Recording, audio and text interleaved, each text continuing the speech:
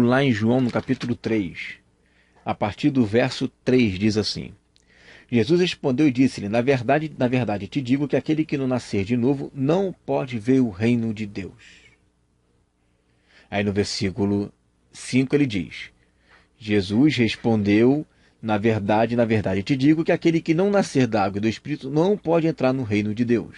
O que é nascido da carne é carne, o que é nascido do Espírito é Espírito.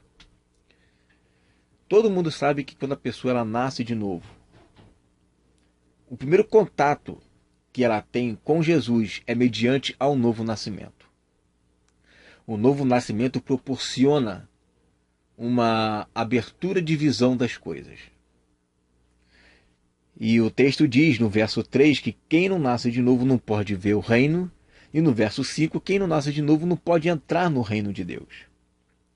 Então, a partir do momento que eu venha a nascer de novo, que eu sou regenerado pela palavra, pela semente incorruptível, pela palavra incorruptível, como está lá em 1 Pedro 1,23, quando eu venho a ser regenerado, venho a nascer de novo, então os meus olhos se abrem.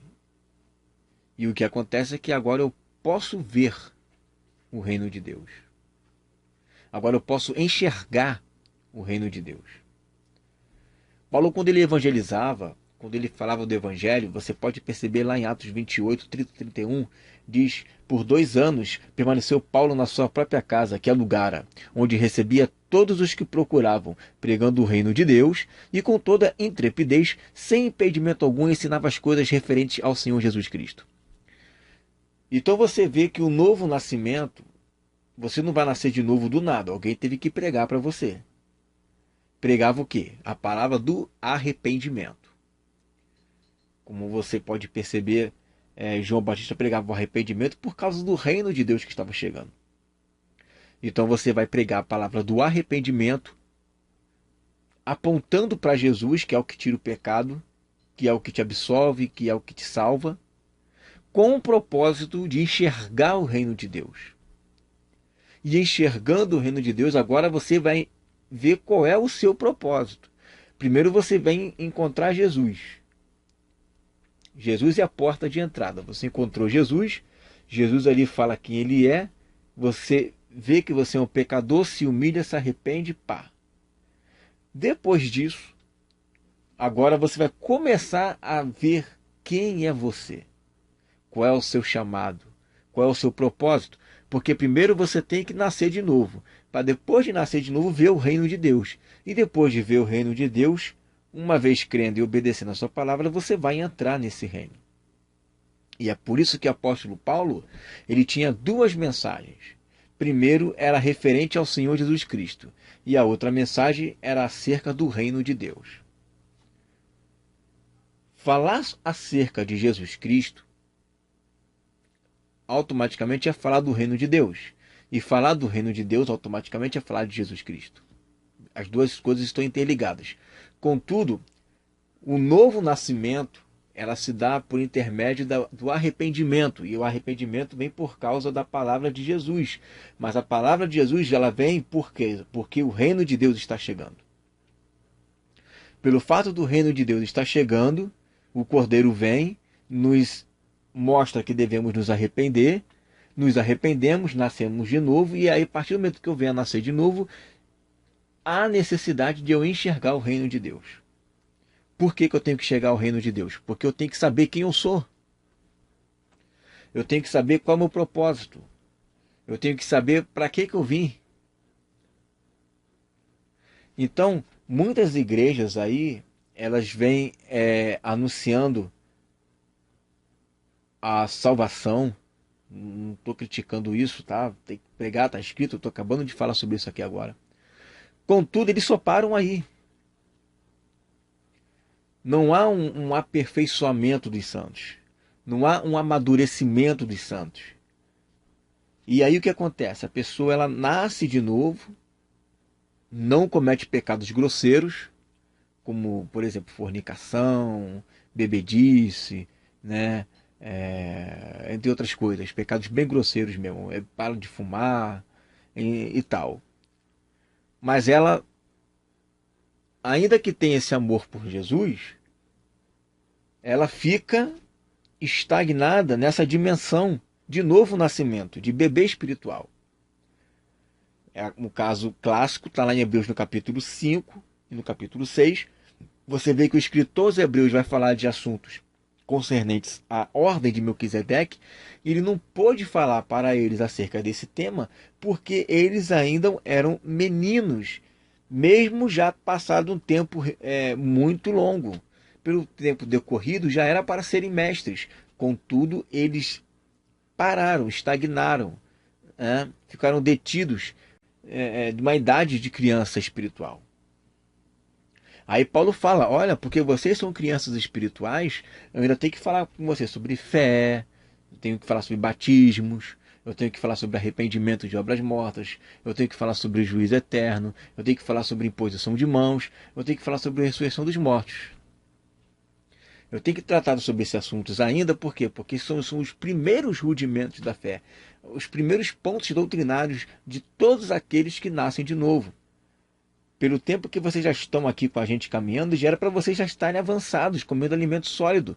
Mas não, vocês ainda estão se alimentando de leite. Por quê? Porque não estão experimentados com a palavra da justiça, para discernir o que é bom e o que é mal. E como vocês não estão experimentados na palavra da justiça, vocês ainda são meninos. Vamos buscar a maturidade, a perfeição. E infelizmente muitas pessoas estão se contentando com simplesmente o fato da pessoa nascer de novo. Se a pessoa nasceu de novo, lê uma Bíblia aqui de vez em quando, está muito bom. E esse não é o caso. Quando a pessoa ela nasce de novo, e não tem como você enxergar o reino sem nascer de novo, você tem que nascer.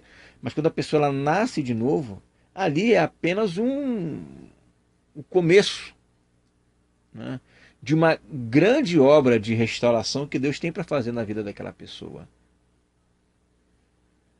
A questão é, Deus te chamou não para ser nécio no conhecimento, como diz Pedro, não devemos ser nécios no conhecimento. Deus te chamou para que você seja um sacerdote da casa do Senhor. Eu estou fazendo aqui a resenha do resumo do resumo.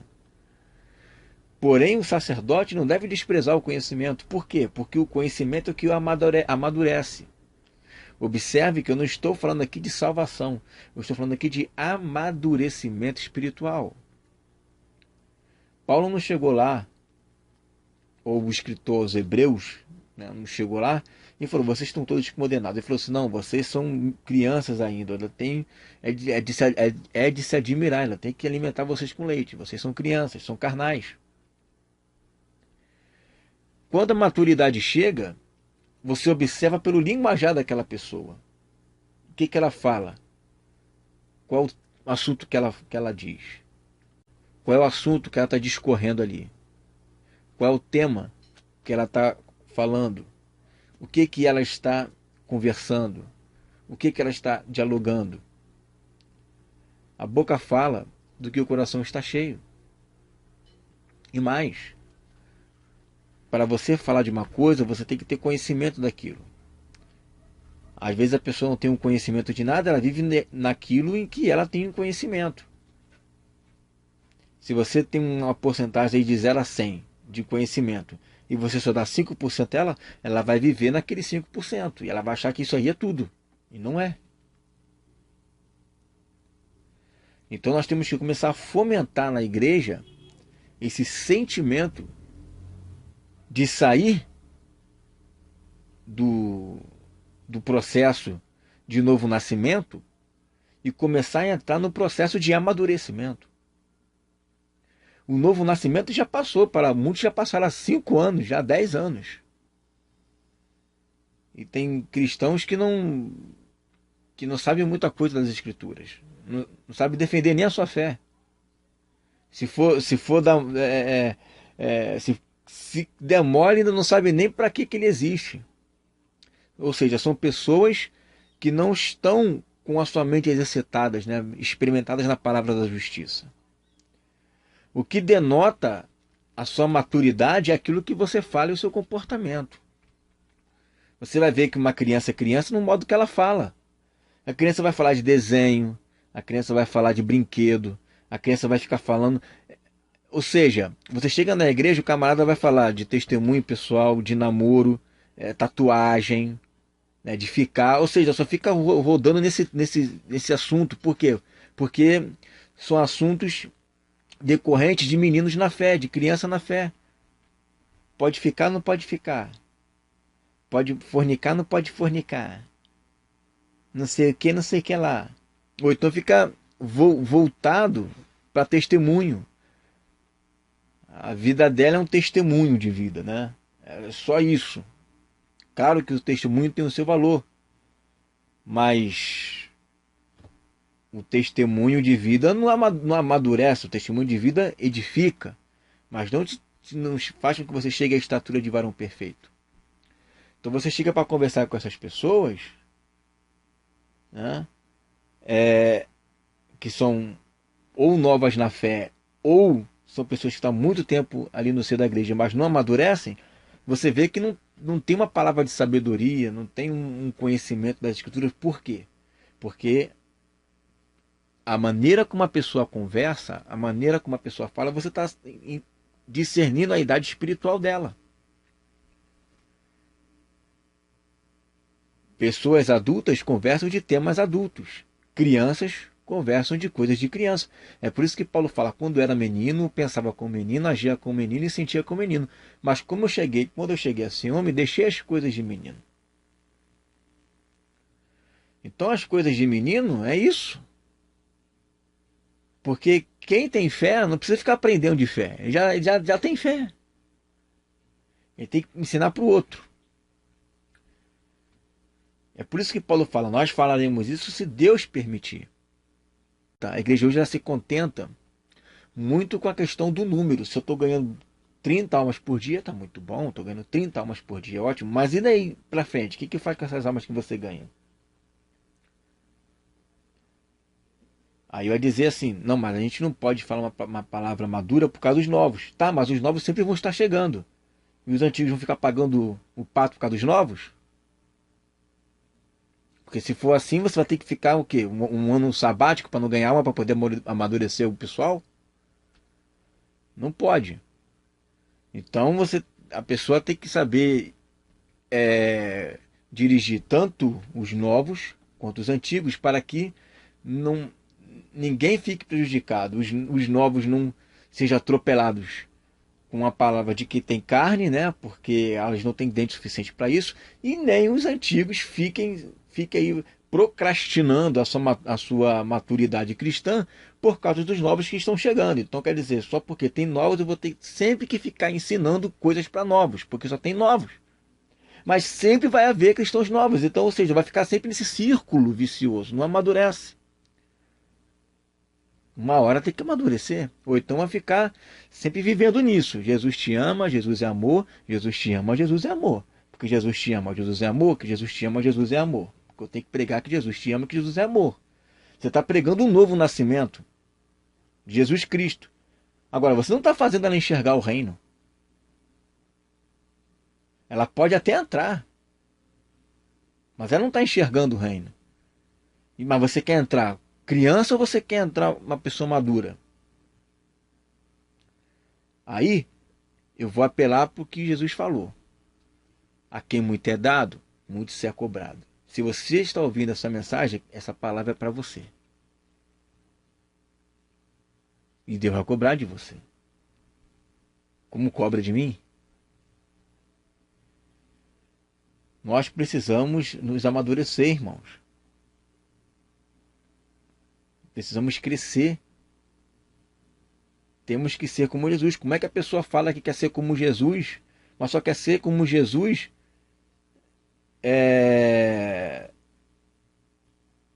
em não fazer coisas do mundo, tipo, eu quero ser como Jesus. Então, se a pessoa fica, eu não vou ficar. Eu quero ser como Jesus. Então, se a pessoa ela tem atitudes obscenas, eu não vou ter. Eu quero ser como Jesus. Então, se a pessoa vai para um boate, vai para não sei para onde, eu não vou, porque eu quero ser como Jesus. Mas ele só quer ser como Jesus nisso. Ele não quer ser como Jesus para enxergar o reino de Deus. Meditar na palavra, Entendeu? Falar das coisas do reino com o irmão, conversar sobre as coisas do reino com o irmão. Então, a gente sabe quem tem uma maturidade cristã por aquilo que ela fala.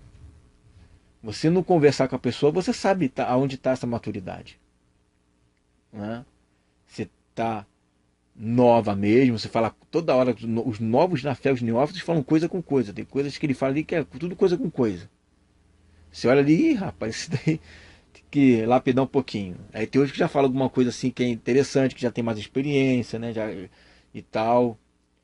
Mas muitos deles ficam ali em círculo vicioso de testemunho. Testemunho, testemunho, por quê? Porque a experiência que ele tem com Deus é uma vida de testemunho cristã, mas não é uma vida de debruçar nas Escrituras, de passar ali estudando mesmo a palavra de Deus.